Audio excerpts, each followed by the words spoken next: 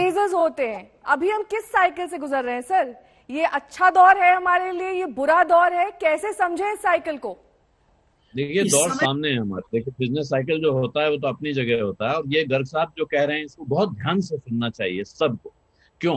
क्योंकि गर्ग साहब इस मंत्रालय को चला चुके हैं, इन्होंने वित्त मंत्रालय चलाया है। तो जो बात ये कह रहे हैं, महंगाई जो आज की तारीख में सबसे बड़ी समस्या दिख रही है लोगों को, इस सरकार की सबसे बड़ी नाकामी दिख रही है। दरअसल वो नाकामी नहीं है, वो इस सरकार के कामों का नतीजा है। पेट्रोल के प्राइस, डीजल के प्राइस जिस तरह बढ़े हैं, वो क्यों बढ़े हैं अभी गर्ग साहब ने बताया। जब इंटरनेशनल मार्केट में प्राइस कम हुए तो वो दाम बाजार में कम होने चाहिए थे, लेकिन इस सरकार ने आर्टिफिशियली एक्साइज ड्यूटी बढ़ा बढ़ाकर उन दामों को वहीं रखा जहां वो थे और उनको और बढ़ने दिया। आज की तारीख में कहा जा रहा है कि राज्य सरकारें अपना हिस्सा का टैक्स कम कर दें तो राहत मिल जाएगी। अगर केंद्र सरकार अपना टैक्स और एक्साइज कम कर दे, राज्य सरकार के सारे टैक्स इससे तय होते हैं कि उसका प्राइस उसके हाथ में कितना आता है। अगर पहले से ही वो दाम कम होके आएगा तो राज्य सरकार का टैक्स उसे बहुत ज्यादा नहीं बढ़ा पाएगा, और राज्य सरकार अपना टैक्स कम करके पेट्रोल या डीजल की कीमत एक हद तक ही कम कर पाएगी। दूसरा एक मुद्दा आपके सर्वे में भी है कि सबसे ज्यादा लाभ इस सरकार के कामकाज का किसको मिला है? बड़े व्यापारियों को। और ये बड़े व्यापारी सुनते हैं हमें लगता है हमारे शहर का कोई बड़ा बनिया इस तरह का कोई आदमी होगा, वो नहीं है। 98 लोग, गिन लीजिए, आप गिन सकते हैं, 98 लोग हैं जिनके पास इस देश के 55 करोड़ 50 लाख लोगों के बराबर की संपत्ति है, सिर्फ 98 लोगों के पास। और इन 98 लोगों की संपत्ति पिछले कुछ सालों में बहुत भयानक रफ्तार से बढ़ी है। और इसके लिए आप कह सकते हैं कि बाजार में शेयर का दाम बढ़ रहा है। ये एयरपोर्ट किसी के पास चला जा रहा है, रेलवे किसी के पास चली जा रही है, तमाम आप चारों तरफ शहर में निकलिए, सारे बड़े प्रोजेक्ट अगर एक ही कंपनी का बोर्ड लगा दिख रहा है, ये शेयर बाजार नहीं करवा रहा है, ये वो लोग करवा रहे हैं। इस्लाम तो यही कह रहे थे सर कि जो है जफर इस्लाम बहुत अच्छे जानकार हैं। जफर इस्लाम ने एक बात कही कि कोरोना नहीं आया होता तो शायद 98% लोग हमारी तारीफ कर रहे होते। मुझे लगता है कोरोना बहुत बड़े पर्दे की 98 ऐसे लोग हैं जिनकी आय 55 करोड़ 50 लाख लोगों जितनी है।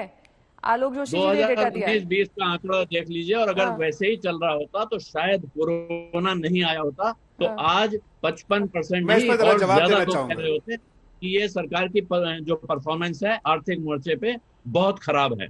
क्योंकि जो हालत आज आप देख रहे हैं, जो चिंताएं और परेशानियां देख रहे हैं, वो इस सरकार के किए का नतीजा है।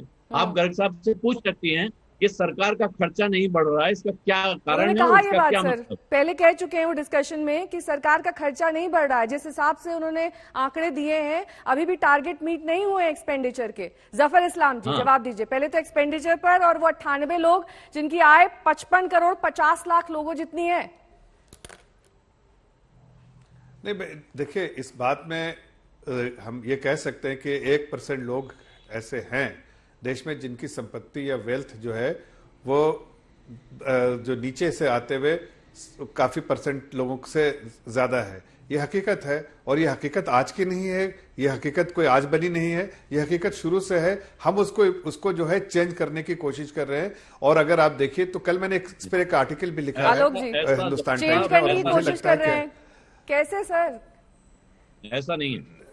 नहीं, पहली बार लोगों को मध्यवर्ग से गरीबी रेखा के नीचे जाते हुए देखा गया पिछले बहुत सालों में। मैं ये कह रहा हूं कि देखिए, बैठे हैं, नहीं, एक मिनट जरा आलोक जी आप जो आपकी बात को ही मैं दोहरा, एक मिनट सुन लीजिए, मेरी बात सुन लीजिए, उसके बाद आप अगर करेंगे तो आपको समझ में आएगा किस पर्सपेक्टिव में कह रहा हूं। मैं ये कह रहा हूं कि आप कह रहे थे कि सब जगह बोर्ड लगा हुआ है।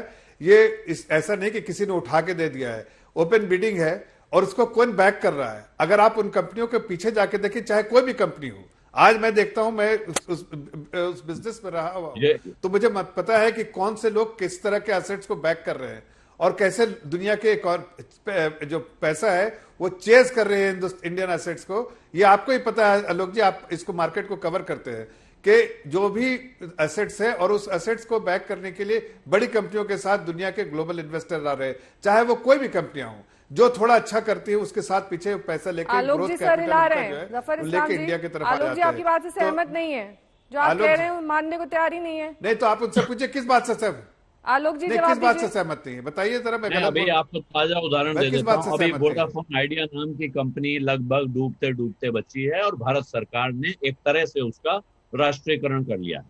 दूसरी तरफ आप भारत संचार निगम का निजीकरण करने जा रहे हैं। हो क्या रहा है, कुछ समझ में तो आए।